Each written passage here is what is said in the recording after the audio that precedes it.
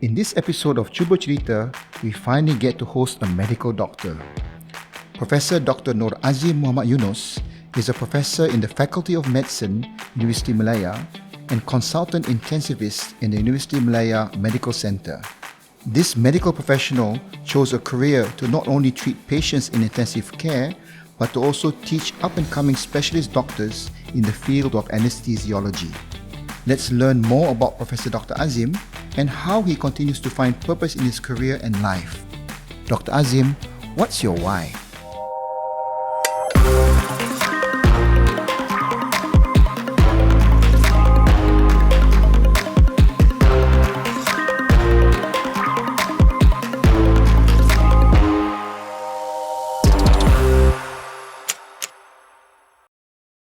Assalamualaikum warahmatullahi wabarakatuh. A very good day, everyone. Welcome to another episode of Cuba Cerita. What's your why? We are so intrigued by introducing our guests one by one in this series. And there are certain guests which are really hard to come by. And today, we are blessed because we have a special guest whom we'll introduce to you. He's actually a medical doctor, and these people are so busy and their time is so limited, and worse still, sometimes they're so shy to talk about themselves. So please join me introducing Professor Dr. Nur Azim Muhammad Yunos, who is a specialist intensivist professor at the University of Malaya, and is also a consultant intensivist in the University of Malaya Medical Center. Thank you so much, Prof. Thank you for having me. It's an honor. It's an honor. Yeah. Thank you. We're going to keep our voices down because we are in the faculty itself, and of course the intensive care unit is nearby. So thank you first of all for hosting us here. It's a pleasure to come and visit your hospital and actually experiencing what it's like to be in these settings. Yeah, it's an honor. I was telling you when you first invited me, looking at your list of guests.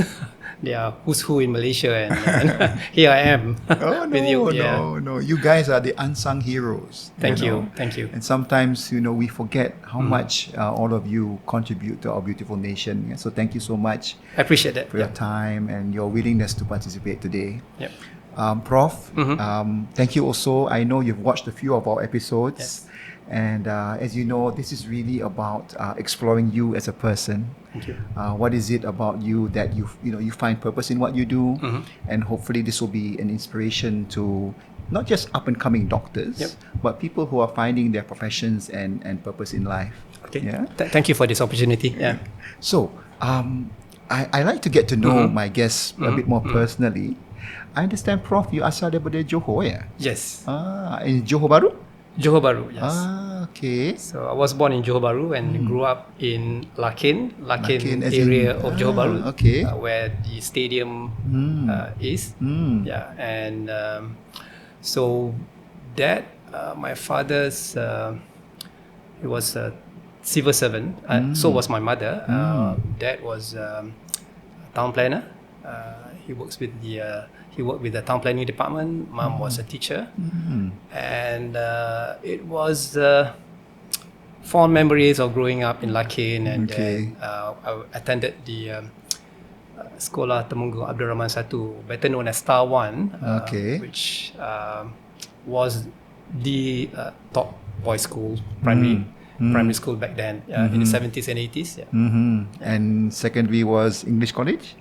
No, I attended the MCKK. Oh yes, you are an old college boy. Okay, Makoba, all right. Makoba, okay. So, were you like coming from a large family? And No.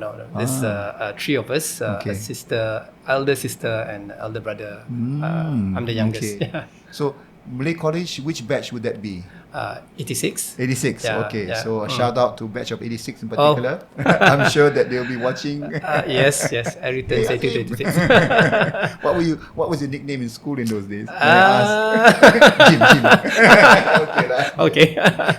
We had another guest earlier, Nizam Samsudin, and he's of course Malay College. I'm not sure how, but he's much senior than you, I guess. Yeah. But again, always the nicknames and who we bunked with was always a question that we raised. Yes. All right. So, alhamdulillah. So, are you the only doctor amongst your siblings? Yes. Okay. In fact, in my big family, for a long time, I was the only doctor. Yeah.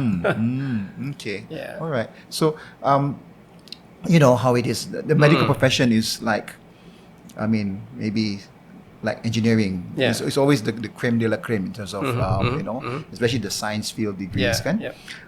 Did you always aspire to become a doctor, or was it something that, you know, came about later? Okay, truth be told, when I was in up to Form 3, I thought I wanted to be an accountant. Okay. I was so, interested in commerce and perdagangan and simpan kira. And then, but those days, if you do well in your SRP, you somehow tend to want to do science just to explore. So that was what I did. And then I fell in love in chemistry, the subject of chemistry and the other science subjects, but chemistry in particular, I really enjoyed it. And partly because I had a very good teacher who was very passionate about the subject, Mr. Fun Chong Chi. And at around the same time, I was reading a book in the library. It was by Life publication, Life magazine. Life magazine, yes. Nice pictures. But this was a book. If I remember correctly, it's entitled Physician. It's about the life of a doctor. And was going through it, and I told myself at the same time I was becoming interested in science subjects, and I told myself that this is what I want to be. Yeah. So that was how I got or I fell in love in with medicine. Yeah. So in those days, again coming from Malay College, all of you do well, and inshallah can pick and choose what you plan to do after Form 5. Many go overseas, but you decided to continue on in Asasi Science University Malaya. Yeah, correct. Okay, was that a conscious decision, or that was a conscious decision? Conscious decision, so you always knew what you wanted to do. And some people, they still ask me why didn't you take up the offer? And I said that well, you don't really dwell in the past, but at that time when I was 17, 18, I thought that I could do more in Malaysia, and later on I could further studies overseas. Yeah. So I went on to did the Asasi matriculation, and then to the Faculty of Medicine. Yeah. And I do know for a fact that Asasi Science, even in those days, was very competitive. Getting to the medical faculty of University Malaya Plateau, kan. Alhamdulillah, so the career for you was quite, if I may say, quite streamlined to become that, to become a medical doctor. And from what I read of you, you went into a specialty, okay, which is, excuse my layman understanding, more around the intensive care field. So I did. How do you decide about those things when you are it was the exposure. Okay. So I was at the end of my housemanship in Johor Bahru, I was posted to Penang, Penang Hospital, and I was posted to the Department of Anesthesiology. So the Department of Anesthesiology would, until today, would be the department that would look after the intensive care unit, and that was when I got exposed to intensive care medicine. And again, like what I told you about chemistry, and I just felt that this is what would suit me well, and I love the intensive care practice, the environment. We get to, for example, if you have a very ill patient, you get to do, because it is an intensive care environment, you have invasive devices. You can get to do investigations immediately, and you get the results immediately, and you can act immediately. So those things excite me.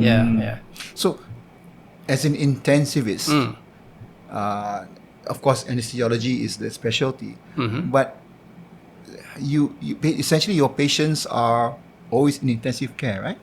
Or either in the operating theatre, or yes, I mean if it is intensive care, our job scope well, predominantly will be in intensive care, but we do also review patients before as they deteriorate, and we want to capture them at that stage, and then get them into the intensive care and stabilize them. So so we do what we would describe as an outreach, critical care outreach to the emergency medicine, to the emergency department, for example, to the hospital wards. So I can imagine during the pandemic, you and your team and your part of the medical treatment was, I think it was the most, how would I say, heart-wrenching? Would have been crazy. I mean, it was very, very challenging, and my wife and I were both in the same field. All right. So and the first wave was still manageable, but when it came to the Delta wave, late 2020 to late 2021 for about a year, in fact a bit more, up to early 2022. We were really busy, we were really busy, and if I remember correctly, it was sometime October 2021 when suddenly we realized that we are actually spending the weekend together. Because otherwise it would be me on call over the weekend, and she would be on call on the other week. It was like alternating. Did you meet your wife in the course of specializing, or you knew even earlier? In medical school. Medical school, and both of you decided to pursue the same specialty. Wow. Okay. Kind of share the same interest. Okay. So again, I mean, we are outside looking in. Yes. We don't know what goes on within the walls of these hospitals, and I can imagine during that time, as even more so, it was a period where it was so much was unknown. Yes. And deaths were happening so by the day in numbers. So especially the transition when Delta came, I think the country was just about to start the vaccination program, and then there was a period where, of course, the priority was the elderly and those with comorbidities, those who were immunocompromised. But we were also at that time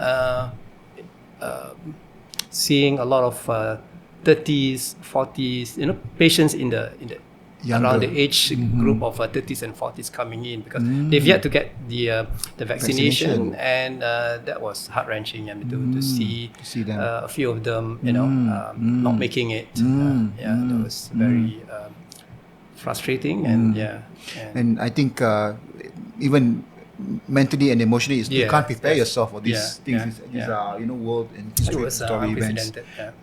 Well, coming back to yourself in your career, I also noticed that as a doctor, you choose to also become an academician. Yes. Tell me a bit more about what was it about your journey in your career that sort of like gave you that purpose, that not just become a practitioner but also an academician. Was it a calling?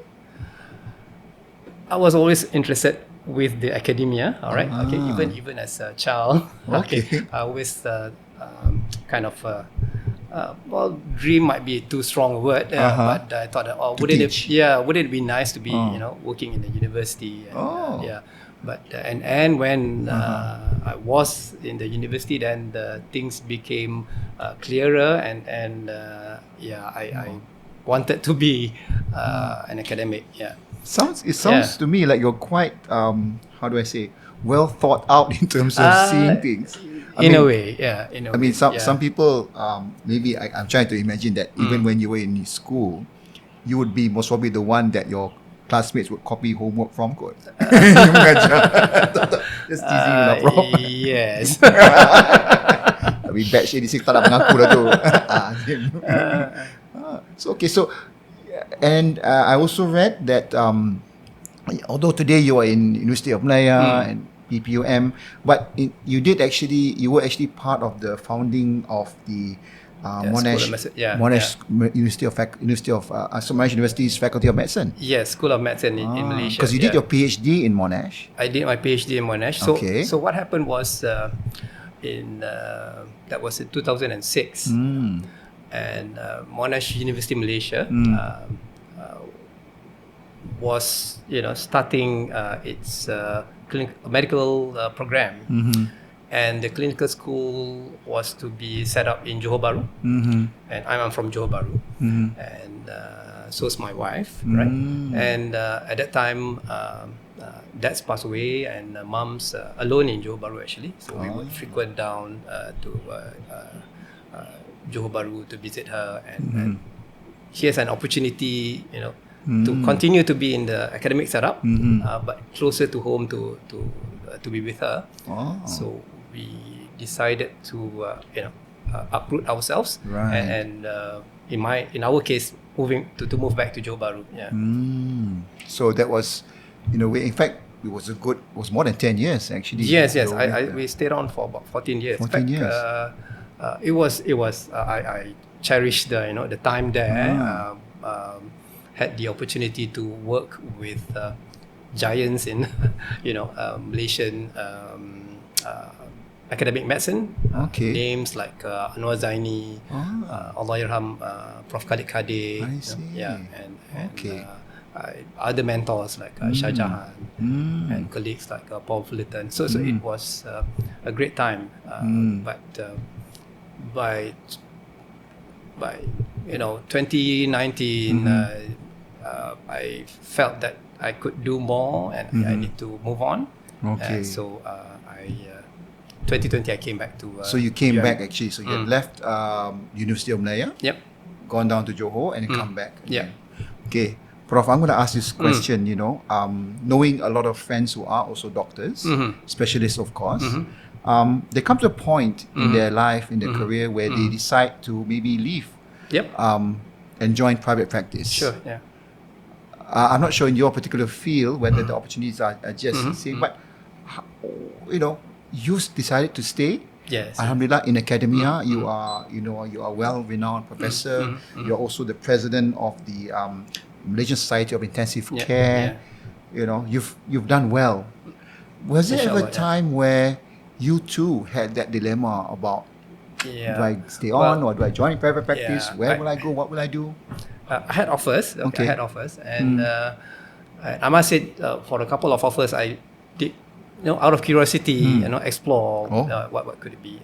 But in the end, my heart is in the academia, in the academic medicine, and I think that's where my purpose is.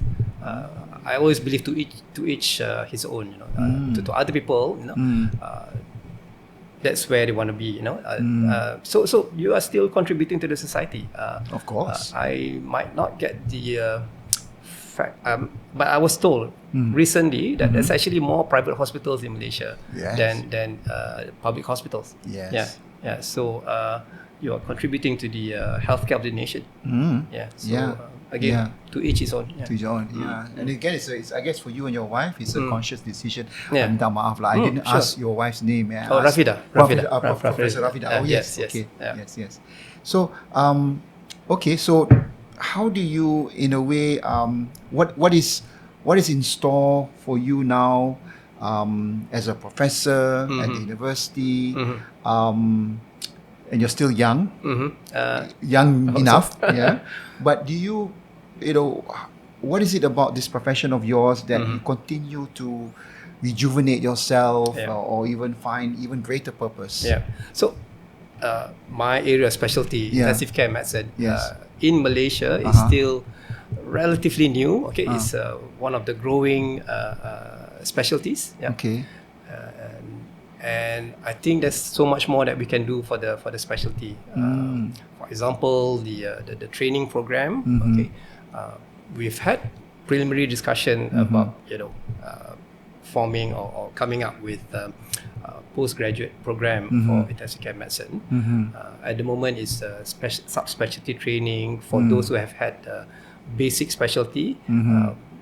Maybe we should look into creating a program where doctors, after graduating from medical school, they can go into this training directly without having had to go undergo a basic specialty. But this of course would require a lot of thinking and, mulling over and consideration, and so this is what we hope to do in the next few years, and again there's so much to do. Even in the practice itself, I feel that there's more that we can do with our work culture in our day-to-day practice. In ICU and also in the rest of the hospital, we work as a team. So we have the doctors, the consultants, specialists, and the medical officers, the postgraduate trainees. We also have the nurses. We also have consisting of matrons, sisters, and the staff nurses, our medical assistants, our physiotherapists, even our cleaners. For us to deliver good care and excellent care, we need everybody to be on the same page, to be able to communicate and express themselves, to contribute to the patient care. And so I do hope that I still have a few years left in the service. I could contribute more to creating a more positive culture. Specifically, we like to see a flatter hierarchy. I've worked in Australia, and one of the things that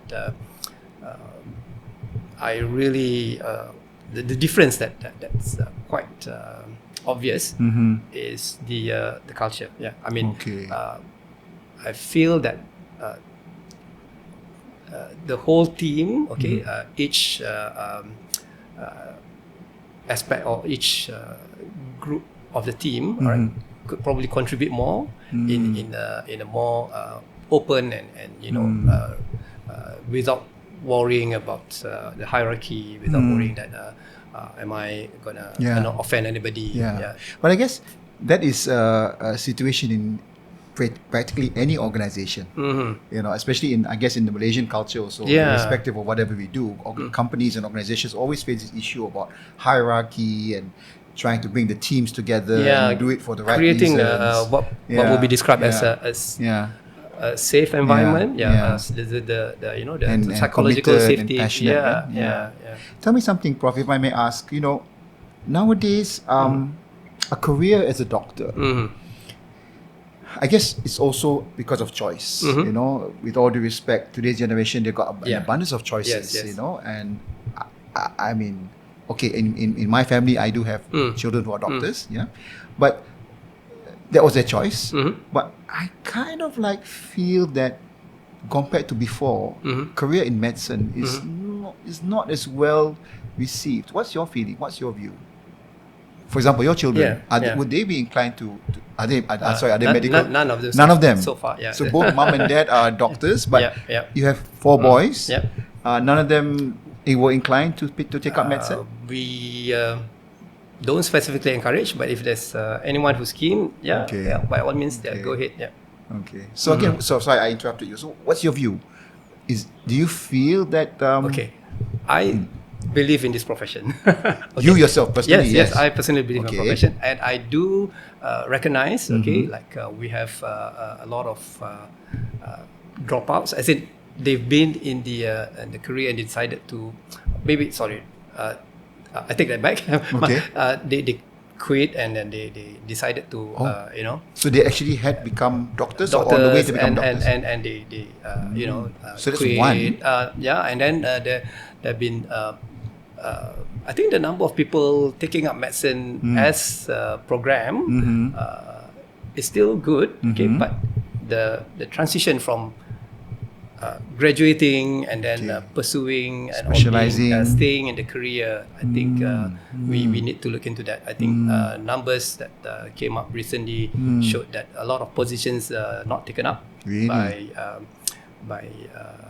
so these graduates. These are medical doctors who qualified with a basic degree. So we need to address this and look at it from their perspective as well. I think sometimes I'm not there, but I do feel that our generation sometimes impose our values and our point of views, points of view to them, which is I think at times that's not fair, Well, again, because they grew up differently, different generation, and it's the same in any profession, how do you cater for, I mean, there is always passion. Yes. But again, how do you, especially in a very intense career of medicine, you spend so many years studying, and then you go into an environment where work is very tough, and some of them had to go through the period of the pandemic again. So the solutions that we had those days,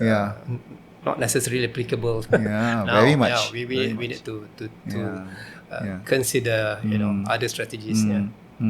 So I guess for someone like you who's an academician again, you need to really ensure not just about them becoming good specialists, but that journey to becoming good specialist is sustainable. Yes. So I do even hear that some do drop out from taking that decision to become a specialist, but they don't continue, or they even leave the profession entirely. I mean, we do respect their choice, but having said that, we also need to study and examine why is this the case? Why does it come to this? Okay, good. Prof, listening to you is very amazing. I want to ask more about you as a person. Sure. Are you outside your profession? Are you active in other things, or you have other types of passions? Okay. All right. If I may ask. Yes.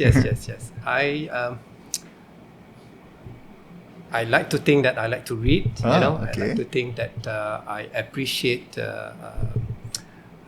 good writings. Even when I was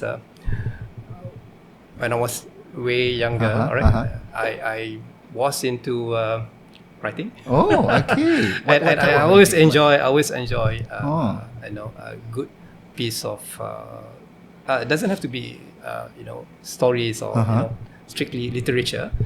Any good essay with good writing. So you yourself like to pen your thoughts, maybe. Those days. Okay. Yeah, but especially I guess in medical school, life took over. You got very busy, and that dropped along the way. And again, so, both you and Professor Rafida are in the same field and working in the same institution and all that. So life is very much centered around this particular institution. So I do still enjoy good writing. And, And, I wish I could read more. What's your advice today, Kan? Maybe from the viewpoint of someone who's had a career in medicine, Kan? If there was a tipping point, if someone were considering not just going into medicine, but even considering specializing, and putting aside whether they can get a place or not, but what would be a tipping point in terms of thought? Go for it.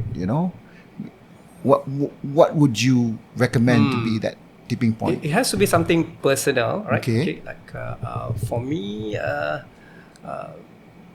was telling you that I was in Penang as a medical officer, and I was at the intensive care unit, and I really, it really opened my eyes, and so you need to experience that. If you have come to that point and this is what I want to do, so you have to consider a few things. Okay.